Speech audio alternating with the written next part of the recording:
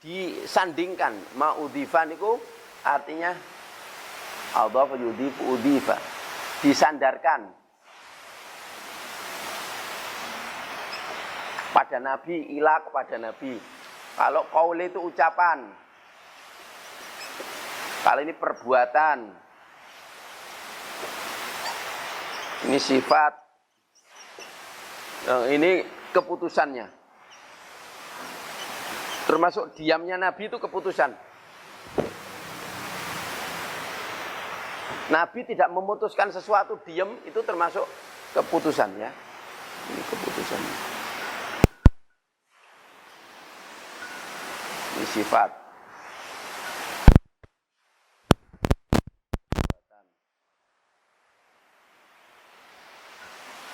Ucapan. Ulangi malih. Al-hadithu ma udhifa ila nabi sallallahu alaihi wasallam min qaulin au fi'lin au sifatin au takririn. Masya Allah, ini luar biasa ini bu. Ada enggak orang seperti Rasulullah ini? Semua apa yang ada pada dirinya. Jadi ada manusia yang Masya Allah, semua ucapannya, perbuatannya, sifatnya, keputusannya itu direkam bu, dan dijadikan sebagai sumber hukum, terus ditulis. Setelah ditulis, diajarkan, disebarkan sampai turun menurun sampai sekarang, sampai kita. Masya Allah. Tokoh di dunia ini selain Nabi Muhammad ada nggak bu? Ada nggak bu? Ada. Masya Allah. Betul-betul Nabi Muhammad itu asraful basar, khairul bariyah, sebaik-baik makhluk loh. Buktinya apa? Ucapannya Nabi itu semuanya itu direkam, ditulis. Ya? Ucapan, perbuatan, sifat, keputusannya dijadikan sebagai sumber hukum, ditulis. Masya Allah. Kok bisa? Ya. Ketika ada orang ngaku, oh ini ucapannya Nabi, oh ini perbuatannya Nabi, oh ini hadis Nabi, dicek dulu. Oh nggak ketemu, hadisnya dhaif, hadisnya maudhu, bukan, bohong itu. Konangan loh bu. Masya Allah. Konangan. Nah, kita nanti akan membahas, mengkaji tentang minimal 50 hadis ini. Ya dari Nabi ya. Masya Allah. Mudah-mudahan ini menjadi bukti cinta kita kepada Nabi. Allahumma amin. Loh ya bu. Nabi itu cinta sama umatnya. Mau meninggal ngasih wasiat 2 pusaka ini.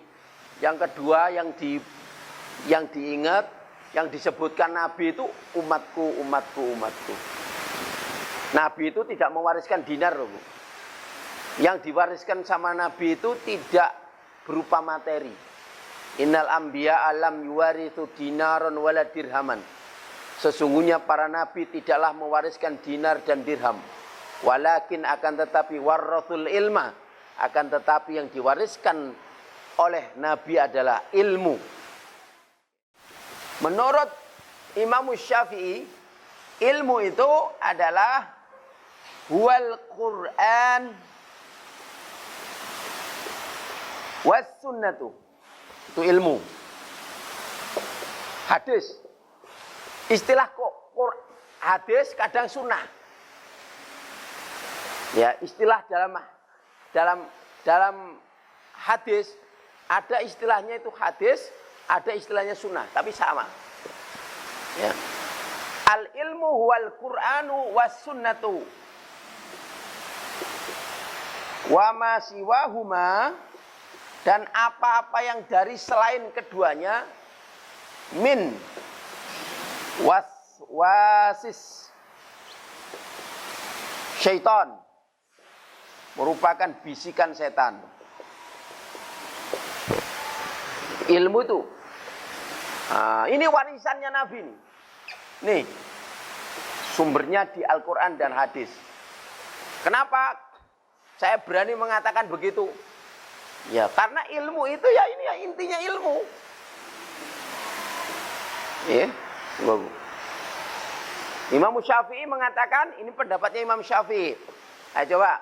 Al-ilmu huwal Qur'anu was sunnatu wa ma siwahuma min waswasis syaitan. Min waswasis syaitan. Oh, coba. Ilmu itu adalah Al-Quran dan Sunnah. Ini kata Imam Syafi'i. Wa ma siwahuma, dan selain keduanya, siwa itu ghair. Selain keduanya, selain dan Quran dan Sunnah, itu min waswasi syaitan, di antara bisikan setan. Maksudnya hati-hati. Kita dapat pengetahuan ilmu loh. Bener enggak ini? Sesuai enggak dengan Quran dan Sunnah? Hati-hati. Bisa jadi bisikan setan. Berasal dari akal kita, ra'yu kita, pendapat kita. Tapi Quran dan Sunnah udah jelas. Sumbernya wahyu. Ya. Ya. Kalau ini kan wahyu langsung dari Allah. Kalau ini melalui Nabi. Tapi dua-duanya wahyu. Wa ma yantiqu anil hawa in huwa illa wahyu yuha. Apa yang diucapkan Nabi itu tidaklah kecuali wahyu yang diwahyukan. Jadi begitu. Masya Allah. Kita nanti akan belajar ya dua hal ini. Paham? Kita akan mewarisi warisan Nabi itu supaya hidup kita selamat. Karena dua pusaka, dua warisan Nabi ini sudah diwariskan kepada kita umatnya. Maka kita harus mengambil bagian dari warisan Nabi ini. Nah, apa itu warisannya? Ilmu. Sumbernya Quran dan Sunnah. Maka definisi ilmu, monggo Bu, diwaos. Sinten asmane? Nggih Bu Titik, monggo. Al ilmu. Nggih. Nggih. Nggih, wa ma siwahuma. Siwa.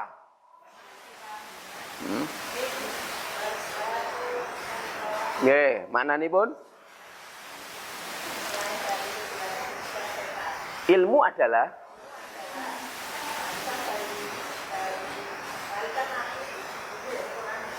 nggih.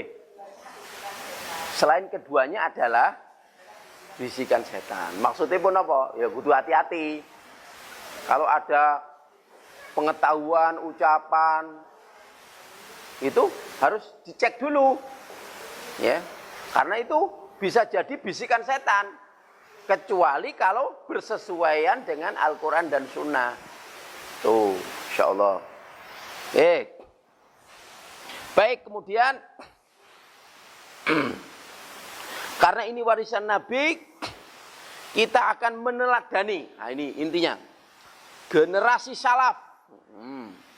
Monggo diwaos Bu. Di bukunya. Generasi salaf. Monggo Bu. Nggih, salajengipun. Paragraf pertama.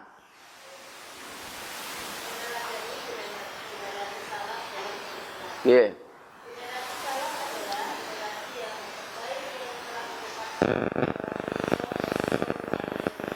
Nggih.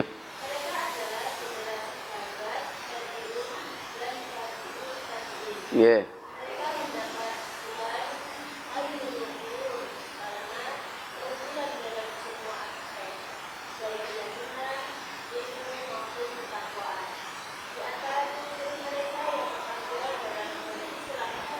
Nah, pun satu. Sampai di situ. Jadi kita akan meneladani ya generasi salaf dalam berislam ini. Ini penting ya. Karena kita ingin menyambungkan hubungan kita dengan mereka. Jadi alaqah itu penting, Bu. Jadi dihubungkan. Kita mesti akan melihat, kita kenapa toh kok harus sayang sama ulama, cinta sama ulama. Karena di balik ulama itu ada hubungan. Karena dia itu ada hubungannya kepada Allah, kepada Quran. Ada hubungannya kepada Nabi, ada hubungannya kepada hadis. Maka kemudian kita cinta sama orang itu. Ya. Masya Allah. Jadi kalau ibu-ibu lihat, ya, orang yang ada hubungannya dengan Quran dan Sunnah, ada hubungannya dengan Allah dan Rasul, dengan cinta, itu nanti akan menghubungkan kita. Ya. Makanya bersyukur ya, ibu-ibu, Masya Allah. Kalau kita ini, hidup kita tidak lepas dari Quran dan Sunnah, berarti kita ada keterkaitan terus kepada Allah dan Rasul. Walaupun Rasulullah sudah nggak ada, sudah tidak bersama kita. Ya, itu kelebihannya. Itulah yang disebut dengan generasi salaf yang terus menghubungkan, ya, generasi salaf, generasi salaf. Ini generasi yang dihasilkan dari turun-menurun, ya, dari Nabi. Nabi punya murid, namanya apa, Bu? Nabi punya murid sahabat. Punya murid sahabat namanya tabi'in. Tabi'in punya murid namanya tabi'in.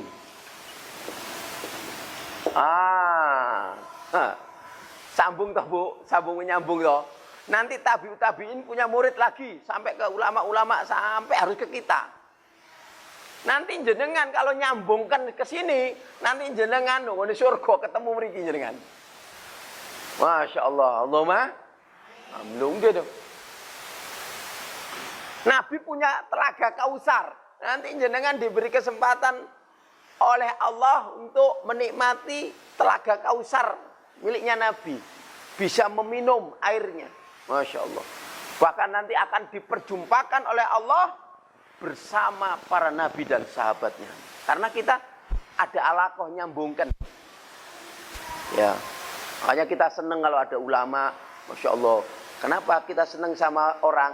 Oh, karena orang itu ada sambungannya kepada Allah, sambungannya kepada Rasul, sambungannya kepada sahabat. Gitu. Ada sambungannya kepada Quran dan hadis. Kenapa kok kadang kita nggak seneng sama orang? Kita lihat, waduh, sambungannya nang Fir'aun ini. Maka kita nggak seneng. Weh, sambungannya nang ngone, ya, Bani Israel, ngone, ya, Fir'aun ini. Nah, makanya jadi kita itu gitu, nyambungkan seperti itu. Masya Allah. Nah, ini namanya generasi salaf. Lah, generasi salaf ini harus diikuti, harus disambungkan dengan kita, dengan generasi kita. Baik, sekarang bagaimana cara menyambungkan kita supaya sambung? Ya, kita harus mengikuti mereka. Oke, situ, itu. Lah, bagaimana cara mengikuti mereka? Ya, mengikuti kelebihan dan kebaikannya. Nah, itu. Ya, gitu ya. Logika berpikirnya gitu. Kita kan pengen nyambung ke sini ya, Bu ya. Kepengin nyambung ke sini ya, Bu. Nanti kan nyambung otomatis. Nah, gimana caranya? Nah, ini caranya saya kasih. Caranya. Ada perkataannya Imam Malik atau Imam Bukhari. Siapapun boleh. Supaya selamat, supaya ada ketersambungan. Nanti bisa ketemu nanti di surga. Maka kita harus berupaya. Baik pribadi, keluarga, generasi, santri. Semua disambungkan ini. Apa caranya? Habis ya. Ini. Coba ikuti.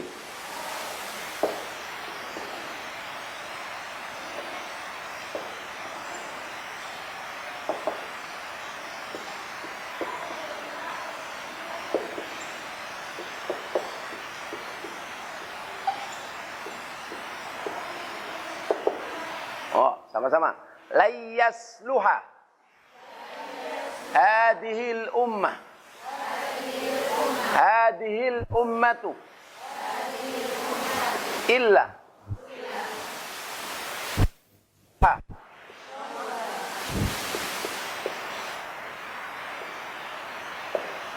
bima awwaluha. Ada banyak redaksi, kita ambil yang redaksi ini aja. Ini perkataannya Imam Malik. Ada yang mengatakan ini perkataannya Imam Bukhari. Jadi umat ini tidak akan bisa bagus, tidak akan bisa sambung seperti ini. Ini kan tadi khairul qurun tadi.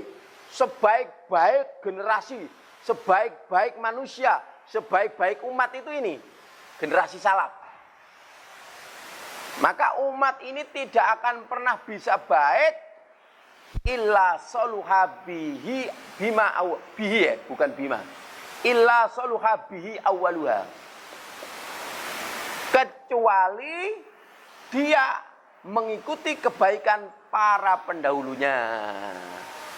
Saya ulangi, diterjemahkan monggo. Saya tulis dulu, ya. Langsung mawon jangan tulis nggih. Ayo Pak. Umat ini tidak akan pernah baik.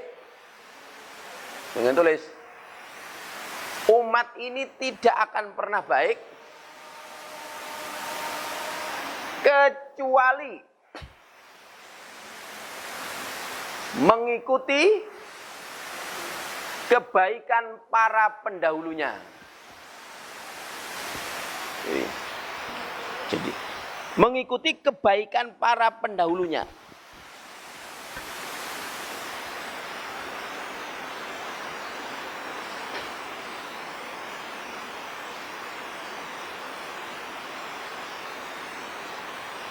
Saya mau tanya, ibu-ibu, kira-kira ini peserta MMQ ini pengen baik enggak ini? Pengen mulia enggak? Dunia akhirat loh. Oh, Masya Allah. Caranya gimana? Mengikuti kebaikan pendahulunya.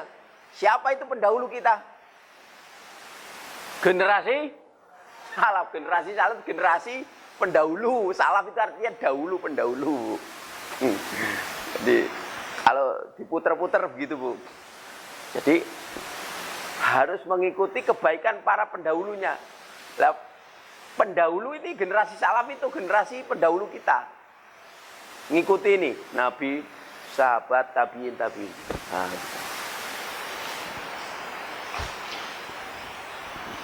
Baik, sekarang kita lanjut. Minimal ada 4 poin penting tentang keunggulan, kebaikan, kelebihan generasi salaf yang harus kita ikuti. Ayo, yang pertama, monggo Bu di bos. Oke, terus cuaca. Oke. Ye. Ye. Ye. Ye. Ye.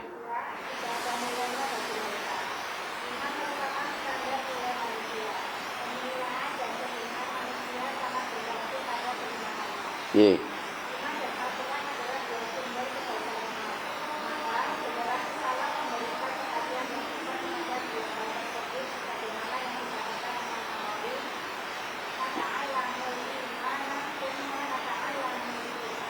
Ye.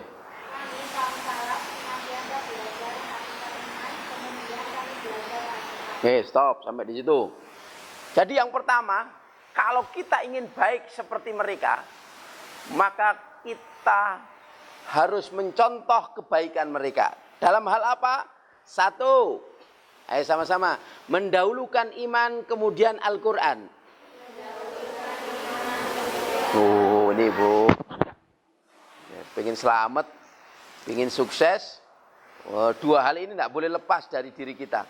Karena ini adalah ya, inti di antara keunggulan generasi salaf, yaitu iman Quran. Ini dua hal ini nggak boleh lepas. Ya. Nah, ini perkataannya Imam Nawawi, bagus. Mudah-mudahan nanti hafal. Ayo sama-sama. Kalau ada perkataan ulama harus berusaha untuk diupayakan untuk, ya karena ini penting, karena ulama itu punya kemampuan untuk memahami Quran dan hadis. Ayo coba sama-sama. Nata'allamul Qur'an, nata'allamul iman. Go. Nata'allamul iman. Summa nata'allamul Qur'an. Oke, baca sama-sama. Monggo. Nata'allamul iman, summa nata'allamul Qur'an. Masya Allah. Kami generasi salaf dulu fokusnya ini iman itu dijaga betul, dipelajari, dihayati, betul-betul dimaknai. Hidup ini harus menyatu dengan iman. Gerakannya itu gerakan iman. Mau bekerja, ini harus disambungkan, ini karena iman. Mau ngajar karena iman. Mendidik istri, berkhidmah untuk suami karena iman. Semua dakwah karena iman. Silaturahim, itu landasannya itu iman. Masya Allah. Hebat generasi salaf itu, Bu. Gak pernah lepas dari kendali ini. Yang kedua, tsumma nata'allamul Quran. Kemudian kami terus berusaha untuk belajar tentang Quran. Maksudnya apa?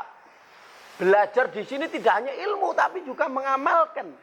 Bagaimana hari-hari kita, rumah tangga kita, pribadi kita itu Quran yang berjalan. Kayak Rasulullah itu. Kana khuluquhul Quran. Akhlaknya berjalan. Masya Allah. Saya mau tanya, Bu. Kira-kira umat Islam kalau ininya top nggak? Top chair. Bagus. Kualitasnya bagus. Hari ini kita ingin mengembalikan itu. Melalui siapa? Melalui diri kita. Nggak usah orang lain dulu. Kita dulu lah. Ini konsentrasi mereka, para ulama dahulu. Ya? Kata Imam Nawawi, nata'allamul iman, summa nata'allamul Quran. Coba dibaca sama-sama. Nata'allamul imana, summa nata'allamul Quran. Mari. Nata'allamul imana, summa nata'allamul Quran. Masya Allah. Moga Bu dilajengaken. Karena pentingnya, Bos. Sinten mau? Nggih.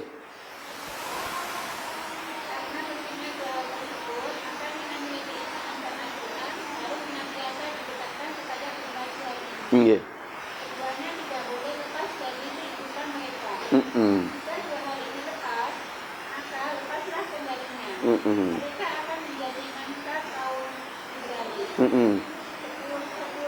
Nggih.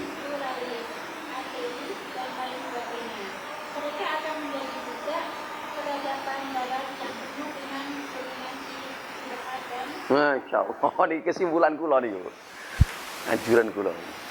Loh, bener nama bener nih. Jangan renungi bener nama bener nih. Loh, nggih to. Ya. Karena pentingnya dua hal ini, maka matur suwun barakallah.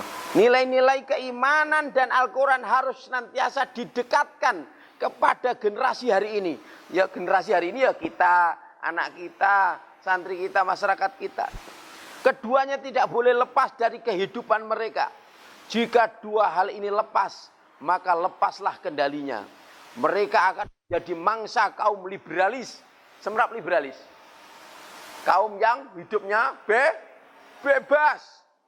Urip sing penting bebas. Ya, karena kan ada JIL, Jaringan Islam Liberal. Ah, niku. Terus ada lagi sekuler. Sekarang nggih. Wah, pemikiran liberal, sekuler. Sekuler itu napa, Bu? Memisahkan agama dan dunia. Jadi agama nggak boleh ngurusi dunia. Agama dipisahkan dari pentas kehidupan. Kamu hanya di masjid saja. Nah kalau orang Islam generasi hari ini tidak paham ini, tidak dekat dengan ini, habis Pak. Pluralis, ateis, apalagi ateis.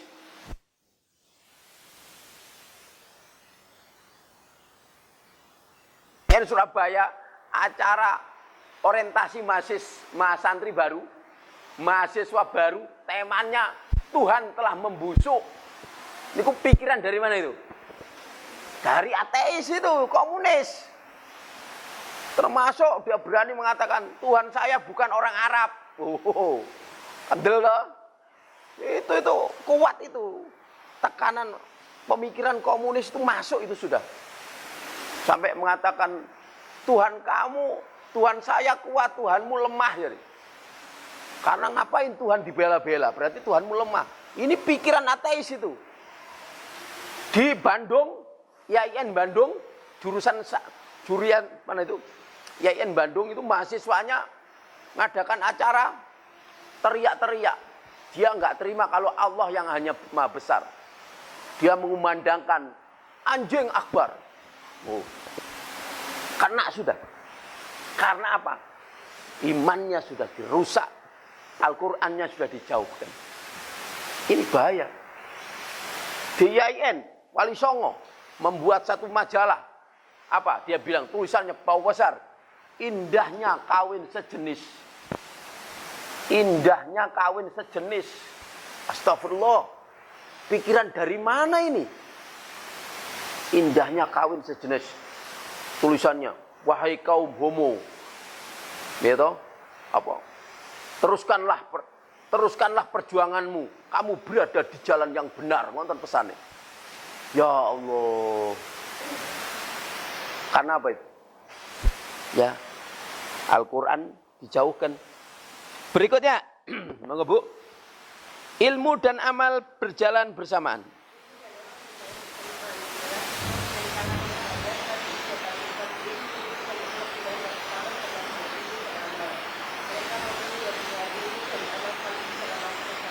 Yeah.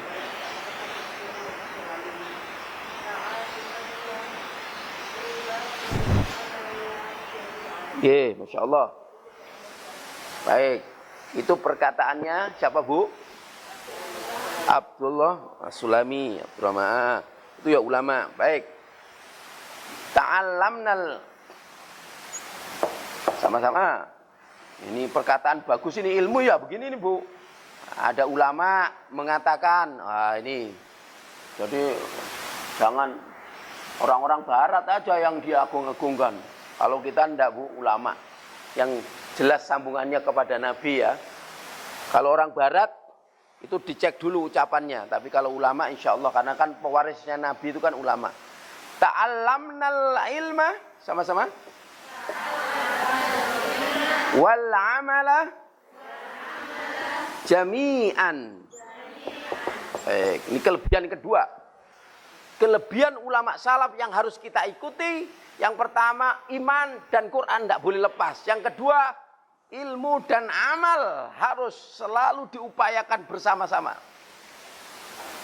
Belajar berislam itu lebih baik daripada belajar Islam. Ada orang, saya mau belajar Islam. Berarti kamu hanya belajar teorinya. Bahkan ada yang menulis, belajar wacana keislaman. Islam jadi wacana. Ulama salaf tidak seperti itu. Ulama salaf selalu menggabungkan antara ilmu dan amal. Ilmunya begini, amalnya begini. Maka Ali bin Abi Thalib mengatakan, sesungguhnya orang alim itu adalah innamal alimu man amila bima alima wa wafaqahu ilmuhu amalahu. Ali berkata radhiyallahu anhu, seorang itu dikatakan alim kalau amalnya itu sesuai dengan ilmunya dan ilmunya sejalan dengan amalnya. Masya Allah. Nah, kita akan belajar begitu Bu ya. Ya. Nanti kalau belajar Islam, komitmennya adalah apa Bu? Mengamalkan. Ya. Supaya tidak hanya sekedar teori, supaya tidak sekedar wacana. Malu loh Bu.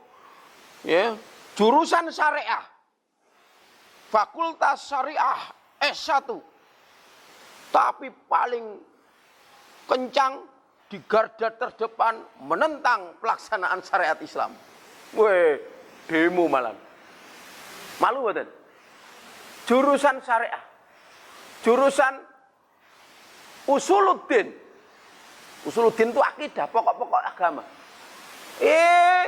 Lulus malah uculuddin. Ucul dinnya. Katanya sholat itu nggak perlu, sholat itu sudah ingat, sudah cukup. As-sholatu lidzikri. Sholat itu untuk mengingat Allah. Saya sudah ingat, nggak perlu sholat. Oh, itu ucul sudah agamanya. Jurusan usuluddin. Kenapa? Karena dia kena pemikiran orientalis. Orientalis selalu menekankan, memisahkan antara ilmu dan amal. Kita tidak boleh. Kita harus berusaha menggabungkan ilmu dan amal. Yang ketiga, yang poin-poin penting, yaitu mendahulukan adab sebelum berilmu. Ayo sama-sama. Ini perkataan Ibnul Mubarak. Di situ. Langsung aja saya cuplik. Al-adabu qablal ilmi. Ayo. Al-adabu qablal ilmi. Adab sebelum berilmu. Niku tulisannya definisi adab. Al-adabul ilm aksar minal itu. Itu belum anu Bu. Ya, jangan tulis mawon. Kalau ini ta'allam adab qabla an ta'allamal ilma. Nggih. Tuh. Nggih. Belajarlah adab sebelum kamu belajar ilmu. Artinya adab itu lebih didahulukan daripada ilmu. Ini ulama salaf dulu. Masya Allah. Adabnya tinggi Pak. Bu, etika akhlaknya itu tinggi. Sama gurunya, sama temannya, sama ustadznya. Pokoknya supaya apa? Karena ulama dahulu itu selalu menekankan. Jika kamu mencari ilmu, jangan fokuskan kepada ilmunya. Kamu harus fokus kepada sesuatu yang lebih tinggi daripada ilmu. Apa itu? Barokahnya. Dan barokahnya ilmu itu pintunya adab. Barokahnya ilmu itu pintunya adab. Jadi itu adab. Itu menjadi ciri keunggulan ulama salaf yang harus kita ikuti. Ngapain? Ilmunya dhuwur-dhuwur pinter, adabnya rusak, akhlaknya rusak. Berarti nggak ada nilainya ilmunya. Tapi adab harus didahulukan. Mari kita bangun, ya. Nilai adab, akhlak, ya. Ayo. Kita harus tonjolkan itu Bu. Adabnya itu. Kalau tanggal nih, wong nggak terlalu pinter, tapi akhlaknya apik, manut taat. Tapi wonten tuang pinter, tapi wangel aturane kandhanane angel, dua blek, milih pundi jenengan? Ayo, milih pundi? Nggak terlalu pinter. Tapi manut, adabe Masya Allah, tawadu, akhlaknya apik, ambek. Tapi wonten sing pinter Bu, tapi akhlaknya rusak. Milih pundi? Ya milih adabe dhisik, walaupun senajan nggak terlalu pinter, mungkin dangu-dangu pinter. Mergo napa adabe kecekel. Ulama dahulu tuh selalu mendahulukan adab. Bahkan di sini Ibnul Mubarak. Ibnul Mubarak itu seorang ulama tabi'in, ya. Saya baca di. Maka beliau jadi teladan. Itu sama-sama dibaca. Ta'allamtul adaba. Ta'allamtul adaba. Thalasina sanatan. Wa ta'allamtul ilma isrina sanatan. Wa buit, bawa diterjemahke. Nggih. Nggih jenengan kene, nggih ingin Ibu nggih bawahnya. Aku telah belajar adab selama 30 tahun dan aku belajar Spanyol selama 20 tahun. Totali pinten, Bu? Totali pinten? 50 tahun. Kinten-kinten jenengan sabar. Kula tanglet. Sedaya niki ibu-ibu lek ngikuti jejaknya Ibnul Mubarak kira-kira sabar. Mondok 50 tahun. Bayangkan sosok Ibnul Mubarak, anaknya budak menjadi ulama besar, gurunya sampai 4.000, gurunya lo ditulis jumlah 4.000. Jenengan guru pinten jenengan? Jenengan nate nyatet guru jenengan. Pinten? Lali, nggak pernah dicatat, nggak eling. Ibnul Mubarak itu, Imam Bukhari itu gurunya dicatat loh Bu, 5.005 gurunya Imam Bukhari. Ibnul Mubarak itu anaknya budak, jadi ulama besar, masya Allah. Dia pernah berkhidmah 50 tahun, 30 tahun belajar sama gurunya tentang adab, 20 belajar tentang disiplin ilmu. Masya Allah. Betapa sabarnya ini ngelola nafsu, ngelola perasaan. Wah, hebat lah. Kula mawon mboten sanggup, Bu. Ini pun si Ibu Senin Kemis istiqomah wis apik nih. Nggih. Baik, kemudian di antara adab yang paling menonjol di karangan para ulama salaf yang menjadikan mereka hebat, menjadikan hidup mereka berkah itu adalah keikhlasan. Nah, ini. Saya baca monggo Bu, diwas Bu. Yang paling bawah. Idza tibal qulubu. Ibu ya Mbak Green.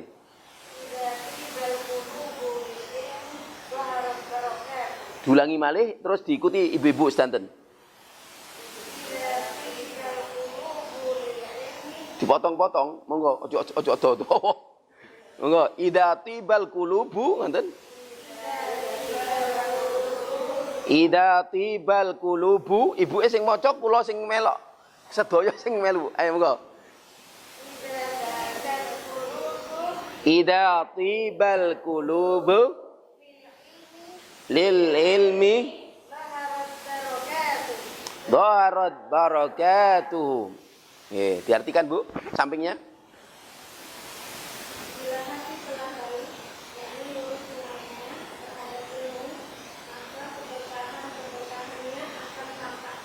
Bawahnya.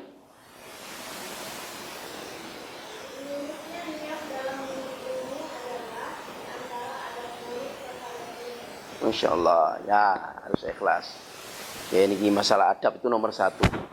Dan diantara adab yaitu seorang murid, seorang penuntut ilmu itu ikhlas hatinya, bersih hatinya. Nah, itu muara barokah di situ. Masya Allah. Baik. Terus kemudian yang terakhir itu belajar ilmu dengan cara sanad. Nah, alhamdulillah di sini nanti akan diberlakukan sanad ya Bu. Qurannya juga sanad, bacaannya sanad. Kalau hadisnya saya lumayan Bu, sudah pernah banyak belajar hadis. Sahih Muslim juga sama Syekh, ada sambungannya sanad. Sahih Bukhari, Sahih Riyadhus Shalihin juga ngambil sanad dari Damaskus. Ya banyak lah, ada syekh-syekh yang daurah-daurah ini kalau ikuti.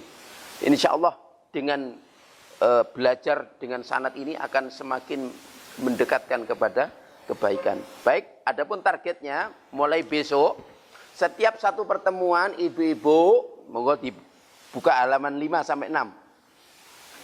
Itu adalah mulai pekan depan setiap Senin ibu-ibu nanti pekerjaannya di rumah. Loh Pak Ustadz kok di IPR? Loh, kan sudah jadi santri. Ya. Yang pertama jenengan latihan kula suwun ditulis kembali matan. Matan itu isinya hadis yang saya tebeli itu. Ya, matan itu isi atau konten hadis. Dan rawinya, rawi itu yang rawahu itu. Nah, itu, Bon. Terus intisarinya mboten usah jenengan paring intisari, ingin dengarkan dari saya. Saya akan nyampaikan satu hadis, saya terangkan, jenengan mungkin nulis intisarinya, kula ajari. Satu hadis intinya apa? Tek tek tek tek tek tulis. Bar ngonten jenengan tapi sudah latihan nulis di rumah. Setiap masuk niki pun ketulis niki nggih. Misalkan ngenten niki jenengan mungkin benjing Senin niki pun ketulis. Sing ditulis niki sing tebel mawon. Ya latihan, dioret-oret ben dadi saksi jenengan cinta sama Rasul ngoten lho. Oh, lho. Kan baru satu hadis. Oh, Imam Bukhari nulis satu hadis salat sunah 2 rakaat dulu kok. Imam Bukhari niku lho. Nggih, bareng ngono dihafalke, diamalke sampai jutaan hadis lho. Gitu. Nah, jenengan ya minimal lah bukti cinta. Masa ucapan Nabi nggak pernah ditulis. Gitu. Nulis surat ae. Ya niki surat cinta. Nah, intisarine mboten nggih niki. Nah, ini nanti saya bimbing cara menghafalnya. Jadi nanti ini bagi yang nggak saya paksa kalau ini. Tapi kalau hafal, Masya Allah.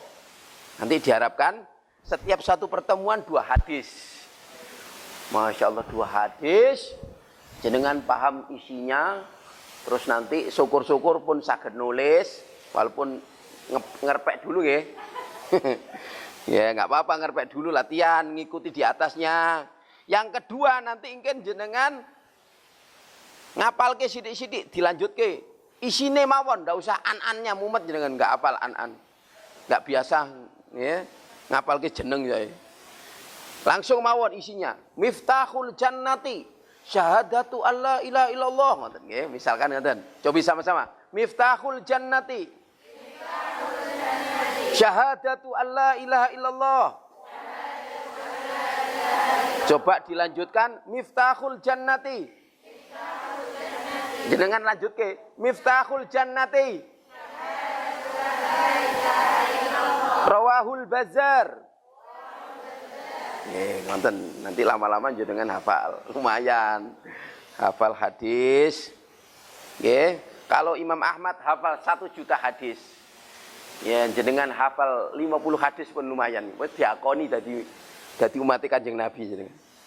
Allahumma amin. Insyaallah.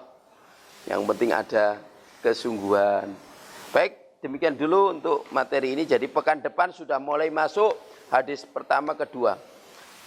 Ditulis latihan, nanti kemudian dihafalkan insyaallah. Mudah-mudahan panjang umur, sehat, pekan depan masuk lebih semangat. Ya. Gitu nggih, besok jangan sampai waduh, Pak Ustadz aku tambah belajar meneh tambah mumeti. Lho mboten jenengan gawe seneng mawon, aja kebebanan nggih. Waduh. Dianggap seneng mawon, happy. Santai. Pun masalah hafalan mungkin sak mampune. Pak Ustadz kula ngapalke, siap ngoten. Lek mboten napa-napa sing penting jenengan mudeng. Wis pun sae niki pun. Nah, syukur-syukur mungkin lek hafal kabeh niku panjenengan kula paringi sertifikat sanad hadis. Soalnya kula pun enggak ada sertifikat sanad hadis. Gitu. Jenengan nek pun apa, lek enggak hafal enggak tak kei. Lho nggih no, sanate niku kudu di antara syarat kudu hafal. Nggih. Arba'in Nawawi nggih pun wonten. Hadanallahu ikum ajmain, kita akhiri dengan bacaan hamdalah. Barakallahu hamdika asyhadu an la ilaha illa anta astaghfiruka wa atubu ilaik. Assalamualaikum warahmatullahi wabarakatuh. Apa nggih?